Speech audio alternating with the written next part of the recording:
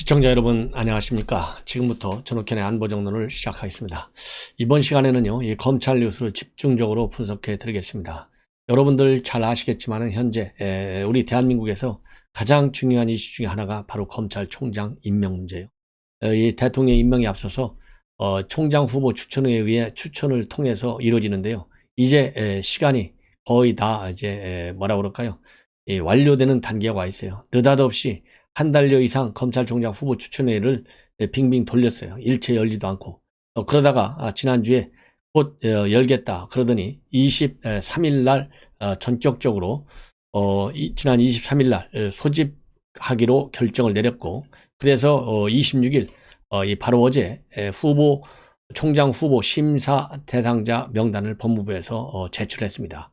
이 제출된 명단을 보면 여러분들께서 정말 이해하기 어려운 사람들이 많이 들어가 있어요. 그래서 이 내용을 집중적으로 분석해 드리고요. 그 다음에 이제 29일 날 후보 추천회에서 서너 명 정도를 장관에게 제청을 할 예정으로 있습니다. 그래서 29일 날 오전 10시에 회의가 개최되는데요. 이 회의를 통해서 최종적으로 법무장관한테 올리면 법무장관이 대통령한테 딱 한 사람을 추천하게 돼 있는데요. 현재까지 나와 있는 이 뉴스 보도들을 종합적으로 보면 제 느낌에는 특별한 사정의 변화가 없는 한 이성윤이 이름을 올릴 가능성이 상당히 크다. 이렇게 판단이 됩니다. 그래서 이 내용을 가지고 여러분들께 쭉 말씀을 드리겠는데요. 우선 기본적으로 이번 대검 말하자면 법무부에서 이 10여 명의 명단을 올렸어요. 그런데 이 10여 명의 명단은 그동안에 법무부에 추천이 된 모든 사람을 한 명도 빠트림이 없이 다 그대로 후보위원회에 넘겨줬다. 이것이 하나의 특징입니다. 지난 3월 15일부터 일주일에 걸쳐서 15년 이상의 경력 법조인은 중에서 검찰총장 후보로 선거할 수 있는 그런 이 국민선거를 실시했는데요. 이 국민선거에 따라서 실시된 이 선거 제도에 의해서 실시된 그럼으로써 이 추천이 된 이 인사들을 전부 다 법무부에서 별도로 말하자면 이 평가를 하지 않고요, 전부 다 올렸다고 합니다. 그러다 보니까 이 여러분들께서 잘 아시다시피 문제 있는 사람들이 포함이 됐어요. 특히 이성윤이가 포함됐다. 즉 형사 고발된 이문정이도 돼 있고요. 그 다음에 또 이 현재 조사를 받고 있는 피의자 이성윤이도 되어 있어요. 그리고 독직 폭행 혐의와 관련해서 이것을 독직 폭행 혐의로 고발한 한동훈 검사장도 포함되어 있습니다. 그래서 제가 보기에요, 한동훈 검사장이 포함된 거는 뭐 또 그렇다 쳐요. 그런데 뭐 이거야 어차피 한동훈 검사장을 지금 현재 추미애가 3번에 걸쳐서 좌천을 시켰는데 한동훈 검사장이 거기에 이름을 올렸다 해서 될 가능성이 있겠습니까? 그렇기 때문에 한동훈 검사장의 국민 천거는 있을 수가 있겠죠. 그러나 그 명단을 보냈다고 해서 의미 있는 명단 제출이라고는 볼 수가 없어요. 그러다 보면 이제 핵심 인사는 결국은 이문정이하고 그 다음에 이성윤 서울중앙지검장인데, 그 중에서도 이성윤 중앙지검장이 여러분들께서 생각하시기에도 가장 이해할 수 없는 인물로 압축이 됩니다. 자, 그렇다고 한다면 지금까지 언론에 보도되고 있는 사람들 쭉 여러분들께서 이해하기 쉽게 말씀을 드린다면, 이번에 넘어간 심사 대상자 명단에 넘어간 사람들은 이성윤 중앙지검장과 함께 대검에서는 한동수 대검감찰부장, 여러분들 한동수 대검감찰부장은요 이 친정권 코드 이 정부 인사예요. 그리고 윤석열 총장의 징계에 맨 먼저 앞장섰던 사람입니다. 그리고 임원정 대검찰청 감찰정책연구관은 지금 최근에 이 한명숙 전 총리 모해 위증 혐의와 관련해서 공무상 직무상 그러니까 터득한 기밀을 누설했다. 그래서 고발되어 있는 사람입니다. 이런 사람까지도 들어가 있어요. 그 다음에 이 3명이 가장 대표적인 친정권 성향을 보이고 있는 검사들이에요. 그 다음에 이제 넘어간 사람 중에서는요, 중립적인 사람이라고 이제 봐야 되겠죠. 조남관 대검 차장검사. 이 조남관 대검 차장검사는 본래 친정권 인사였었는데 추미애가 윤석열 징계 국면에서 추미애 징계 조치가 잘못됐으니 처리하라 이렇게 주장을 하면서 눈밖에 난 사람이 바로 이 조남관 대검 차장입니다. 그리고 이제 조상철 서울고검장, 강남일 대전고검장, 배성범 법무연수원장, 이런 사람들이, 이 고검장들이 대부분 이름을 또 올리고 있고요. 그 다음에 검찰 외부 전직 검사죠. 이 봉욱 전 대검 차장검사, 김호수 전 법무차관, 양부남 전 부산고검장. 이 양부남 전 부산고검장은 호남 향후에서 올린 사람이라고 하는 것이 상당히 특징입니다. 이런 사람들이 전부 다 일단 명단에 올렸어요. 근데 이제 명단에 올릴 때 잘못된 점은 통상 법무부 장관이 좀 곤란해야 되는데, 안 될 사람들은, 예를 들어서 형사 고발자, 피의자까지도 일단 총장 후보로 천거가 됐다고 해서 넘긴다. 이거 상식적으로 말이 됩니까? 그럼에도 불구하고 넘긴 이유, 그리고 이렇게 대거 한 명도 빼지 않고 거의 다 이 명단에 포함시켜서 넘긴 이유는 그만큼 공정하게 한다. 그야말로 객관성 있는 이 평가를 한다. 이런 이 과시 차원에서 이렇게 대거 명단을 올렸다. 이런 평가가 지금 나오고 있고요. 이 숫자와 관련해서 보면 윤석열 총장 임명할 때는 8명을 올렸어요. 그리고 문무일 그 이전 이 검찰총장이 임명됐을 때는 13명을 올렸어요. 근데 이번에는 그보다 더 많은 한 15명 정도가 올라갔다. 이렇게 지금 알려지고 있습니다. 그런데 통상 천거된 사람들은 인사검증에 본인들이 동의만 하면 모두 심사 대상에 포함시키는 것이 통상적인 관례인데요. 한동훈 검사장 같은 경우에는 인사 동의서에 포함을 이 검증 동의서에 동의서를 제출하지 않았는데 천거된 것으로 알려지고 있어서 논란이 야기되고 있다. 이런 지금 평가가 나오고 있습니다. 자, 그렇다고 한다면 이제 이성윤 검사장과 관련해서 얘기를 하자면요. 여러분들 잘 아시다시피 김학의 전 법무부 차관을 불법으로 출국 금지시켰다. 이 혐의로 인해서 그때 말하자면 외압을 행사해가지고 결국은 이 불법 출금시키는데 주도적 행동대원 역할을 한 이규원 검사의 범죄 행위를 안양지청에서 당시에 2019년 6월에 수사하려고 하는데 외압을 행사하는 바람에 수사를 못하게 만들었다. 이런 직권남용 혐의로 수원지검에서 최근에 조사를 받았고요.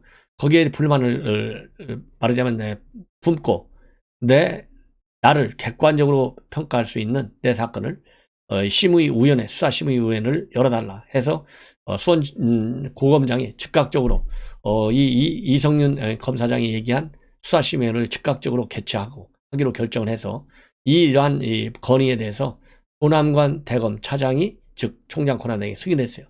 그래서 이제 수사심의위원회가 열리는데요. 현재로서는 언제 열릴지는 모르고 아직 안 알려져 있어요. 그런데 지금 현재 검찰총장 후보위원회는 29일 아침 10시에 여는 걸로 딱 확정이 됐거든요. 그렇다 본다면 이제는 날이 새고 나면 27일이지 않습니까? 그렇기 때문에 이틀밖에 없어요. 이틀 전에는 수사심의회가 열릴 가능성이 없어요. 그렇다 본다면 편안하게 수사심의회 결정과 관계없이 검찰총장 후보 추천위에서 이성윤을 포함시켜서 박범계한테 넘길 가능성이 굉장히 크다. 이렇게 결론을 낼 수밖에 없습니다. 자, 그렇다고 본다면 수사심의가 언젠가는 열리는데요. 이 총장 후보 추천위원회가 끝나고 나면 열릴 것 같아요. 그러면 수사심의위원회에서 이 결정이 어떻게 날 것이냐, 이것이 이제 관건인데요. 수사심의위원회 소집을 요청한 이성윤의 생각이 악수가 될지 아니면은 약이 될지 현재 법조계에서는 상당한 관심을 가지고 지켜보고 있습니다. 왜 그러냐면 대검의 예규인 검찰수사심의회 운영 지침이 있는데요. 거기 3조를 보면 심의 대상으로서는 수사 계속 여부, 이것이 1호고, 공소 제기 여부가 2호, 그 다음에 구속영장 청구 여부가 3호, 그 다음에 수사 적정성이 4호, 이렇게 되어 있습니다. 그렇기 때문에 지금 현재 피의자인 이성윤이는 공소 제기 여부하고 수사 계속 여부, 이 두 가지만 신청을 했어요. 굳이 본인이 구속 여부 이런 얘기까지 안 나오는데 이거를 신청할 바보는 없지 않습니까? 그렇기 때문에 구속 여부에 대해서는 별도로 이성윤은 신청을 안 했지만은 수원지검 차원에서 검찰이 선제적으로 구속 여부까지 심사위원회에 안건으로 제시할 가능성은 살아있다고 합니다. 이럴 경우에 만약에 구속하는 게 좋겠다라는 수사심의의 결론이 나온다면 이제는 복약이 되는 것이죠. 그래서 지금 현재 이 심의위원회가 어떤 결정을 낼 것이냐 하는데 이 법조계에 많은 관심이 쏠려 있어요. 제가 보기에는요, 수사심의위원회가 정권의 눈치를 보지 않고 한다, 심의하겠다, 그러면 반드시 구속 여부에 대한 검토도 할 필요가 있다. 물론 수사심의위원회 이 최종 결론에 검찰이 구애받지는 않습니다. 구속되지는 않아요. 그야말로 강제성이 없습니다. 그렇지만은 상당한 상징성이 있다. 그런 측면에서 수사심의위에서 이 정도가 되면은 구속감 아니겠습니까? 충분히 그렇기 때문에 구속 수사가 마땅하다, 이런 의견을 내기를 바람하지 않습니다. 그래서 이제 총장 후보 추천회의 29일 이 건의 내용이 이제 앞으로 굉장히 큰 관심을 가지고 있는데요. 지금 현재 법조계에서는 이번에 박범계 장관이 대통령 국정천하에 대한 상관성을 강조하는 걸 볼 때는 이성윤이가 끝까지 1위로 올라갈 가능성이 상당히 크지 않느냐, 이런 전망들이 나오고 있고요. 만에 하나 그야말로 이 민심의 흐름을 무서워한다면 이성윤이는 제껴질 것이다. 그렇다고 본다면 거꾸로 유리한 국면에 오를 사람이 바로 김호수 전 법무차관이다. 이런 내용이, 이런 평가들이 압도적으로 많다. 이렇게 여러분들께서 이해하시면 될 것 같습니다. 이제 마지막으로는요, 이제 윤석열 총장 그동안에 경제 공부를 하고 있었고, 그 다음에 이종찬 전 국정원장, 그 다음에는 김영택 이 연세대 명예 교수, 이런 분들을 통해서 정치를 하는 게 어떠느냐, 이런 자문을 받은 걸로 알려져 있지 않습니까? 그렇기 때문에 이제 경제 문제까지 공부를 하고 있는 것이 확인이 됐어요. 근데 오늘 TV조선의 단독 보도 내용을 보면 최근 들어서 이 김성한 전 MB 때 외교부 차관은 고려대학교 교수입니다. 이 김성한 교수로부터 개인 교습을 받고 있다, 이 외교 문제에 대해서 이렇게 지금 알려지고 있어요. 그래서 지난달부터 3월부터 이 김성한 교수와 소통하면서 현안에 대해서 토론하고 있는 것으로 그렇게 확인이 되어 있고, 그래서 한미동맹의 발전 방안, 북핵 문제, 그리고 미중 사이에 벌어지고 있는 반도체 전쟁과 관련해서 이 김성한 교수로부터 이 공부를 많이 해왔다, 이렇게 지금 알려지고 있습니다. 그리고 이 3월 중순 첫 번째 통화를 통해서는요, 북핵 위협에서 한국을 방어하는 미국의 핵 우산의 실효성, 즉 미국 확장 억제의 신뢰도와 보안 방안이었고, 두 번째 통화에서는 한미 외교 국방장관의 2+2 공동성명에서 북한 비핵화 표현이 왜 빠졌는지 여기에 대한 평가가 있었다. 그리고 지난달 25일에는 북한의 탄도미사일 발사 직후에 전화통화를 했는데, 그때는 북한의 미사일 능력과 대비책을 논의한 것으로 알려지고 있고요. 가장 최근에 들어서는 여러분들 잘 아시다시피 바이든 대통령이 반도체 회의까지 주재하지 않습니까? 그래서 미중 반도체 전쟁에 관해서, 그리고 한국의 전략에 관해서 논의를 했고, 그동안에는 공부를 하면서 윤석열 총장이 많이 질문해 왔는데, 요즘에는 본인의 의견을 많이 밝히고 있는 것으로 그렇게 알려지고 있습니다. 그리고 이 김성한 교수는 TV조선과의 통화에서 미중 간의 신기술 전쟁이 지정학에 미치는 영향, 또는 중국의 전략적 실수, 이런 데에 대해서 윤석열 총장과 공감대를 형성했다. 그리고 윤석열 총장이 뭐라고 얘기하고 있는지에 관해서 얘기하는 것은 이 김성한 교수가 자제하고 그런 것은 밝히지 않고 있다고 합니다. 그리고 이 TV조선에서 또 다른 이제 보도 내용인데요. 윤석열 총장이 최근 지인에게 밝힌 외교안보 기본 철학은 중도 보수에 가깝다, 이렇게 알려지고 있어요. 바로 뭐냐면 윤석열 총장은 자유민주주의 가치를 공유하는 한미 동맹을 다지는 게 외교의 우선이다, 이런 걸로 밝히고 있고, 중국에 대해서는 자유민주주의 국가가 아니기 때문에 이슈별로 풀어나가야 한다, 이런 또 생각을 밝혔다고 합니다. 그리고 또 여러분들 잘 아시다시피 최근 들어서 말이죠, 이렇게 이제 외교 문제에 관해서까지 공부를 하고 있는 걸 보면 경제 문제에 이어서 이제 확실하게 그야말로 대선 준비에 본격적으로 임하고 있는 것이 아니냐, 이런 판단이 맞는 것 같습니다.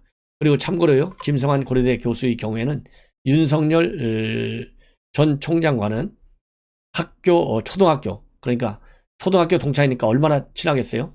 초등학교 동창으로서 50년을 넘게 친분을 이어온 그런 사이다, 이렇게 알려지고 있습니다. 그리고 이제 참고적으로 말이죠, 이 김봉현 전 스타모빌리티 회장으로부터 그동안에 술 접대를 받았다, 이런 의혹이 제기돼서 검사들이 조사를 받았잖아요. 이 조사받은 검사 3명, 곧 징계위원회에 넘겨진다는 보도가 나오고 있고요. 그리고 여러분들 공수처 김진웅이가 이 황제 조사를 해서 많은 논란을 일으키고 있지 않습니까? 그래서 지금 현재 이 고발되어 있는 사람이 김진욱 공수처장 본인이 고발돼 있어요. 그 다음에는 또 이 운전해준 그러니까 이제 운전기사로 쓴 사람이 누구예요? 바로 이 비서지 않습니까? 이 비서도 말하자면 고발되어 있습니다. 예, 그래서 이 고발된 그 다음에 이제 공보관이 또 고발되어 있어요. 공보관. 왜냐하면 공보관은 이 보도자료 즉 이 이성윤 이 황제 조사와 관련된 보도자료가 허위 문서로 되어 있다. 그래서 또 이 고발되어 있습니다. 그래서 최근 들어서 이 검찰에서는 이 피고발인들에 대한 수사에 본격적으로 착수한 것이 알려지고 있습니다. 그래서 이 공수처와 검찰과의 갈등이 이제 굉장히 표면화되고 있고 더 강해지고 있는 그런 형국으로 흐르고 있다라는 보도가 나오고 있습니다. 그래서 이제 앞으로는 김진욱 관련 이 수사 동향과 관련된 뉴스도 많이 나올 것 같아요. 우리 시청자 여러분들께 그때그때 중요한 뉴스 빠짐없이 보도해 드리도록 하겠습니다. 시청자 여러분들의 많은 시청을 당부드립니다. 대단히 고맙습니다.